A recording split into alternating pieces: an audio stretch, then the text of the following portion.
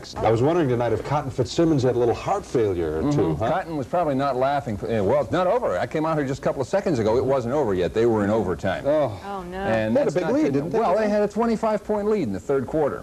Spurs did. And it went into overtime. We've got some highlights. I'll show you what happened. I think we've got a final. And I'll be back to tell you more about it in a minute. And, of course, it's happy birthday time for the Monday Minute.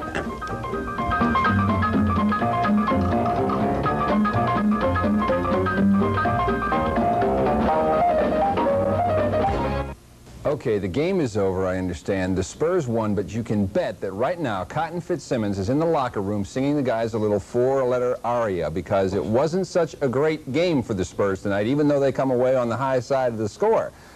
Okay, final score from the arena, 114 to 109, Spurs in overtime. Let's show you some of the highlights. Golden State could not do anything right in the first half. They missed the shot here. They play a little volleyball. It finally comes down to Johnny Moore. He starts the fast break, fires it up to George Gervin. Ice makes his move, puts it up, and of course it falls. That's George Gervin we're talking about. Tremendous play. Here's another nice one.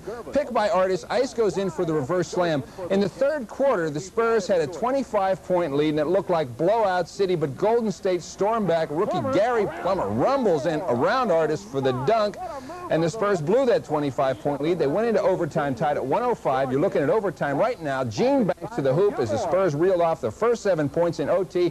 Look at the move by Gervin off the glass and up, plus the foul. Gervin with a good night tonight. He gets the three-point play on that one. Let's go to the scoreboard. This just in a couple of moments ago. The Spurs hang on to beat Golden State 114 to 109. We have Randy Sparagi down at the arena right now. He's talking to some of the Spurs in the locker room, and believe me, it's going to be interesting to hear what they have to say after this one. Anyway, Spurs' next game is tomorrow night in Kansas City. We'll take you into the locker room tomorrow night at 6 o'clock. Other scores around the NBA. Philadelphia beats Atlanta tonight. Cleveland beats Washington 121 to 112. Another overtime game to tell you about, Detroit and Milwaukee, and a real dandy. This one is still in overtime, I understand. Is that right? Last we have this was still in overtime at 113 to 111, so that one's not over yet either. Last week, remember, we started suggesting that you support the NBA players who are donating their All-Star checks to help famine victims in Ethiopia. Now, if you haven't sent in a pledge yet, here's something to think about. The Spurs say they will donate 4 tickets to the game between the Spurs and Philadelphia at the arena March 4th. Those tickets will be given away in a drawing among those who send in pledges here to Channel 4. The winner also gets to meet the Spurs personally before the game.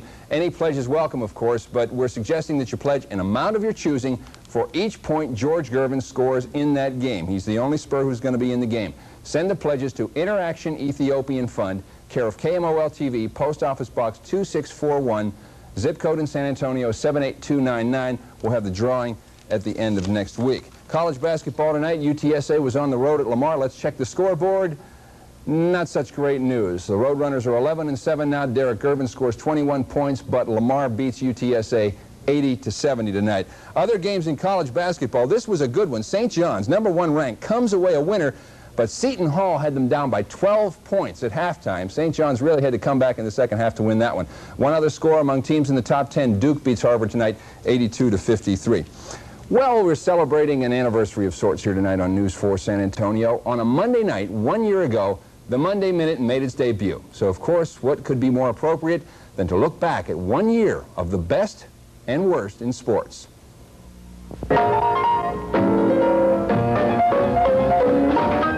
Second most impressive dunk of the year, 6'4" Michael Jordan while he was still at North Carolina. Most impressive dunk of the year, 5'6" Spud Webb over 6'4" Michael Jordan. Long shot of the year, Dennis Johnson, underhanded from about 75 feet away.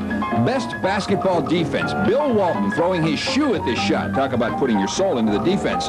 The shot that absolutely no one could defense, this one by Larry Nance of the Phoenix Suns. Unbelievable shot by Larry Nance. Shot you saw the most times in the nightly highlight reels. Nat Moore of the Miami Dolphins doing his helicopter impression. Most devastating hit, this one where the receiver not only had his helmet torn off, but appears to have had his hair torn off as well. Most painful moments, this pitch that crossed up the catcher and crossed up the eyes of the umpire, I'll bet. This fly ball that put a lump on the head of Chet Lemon.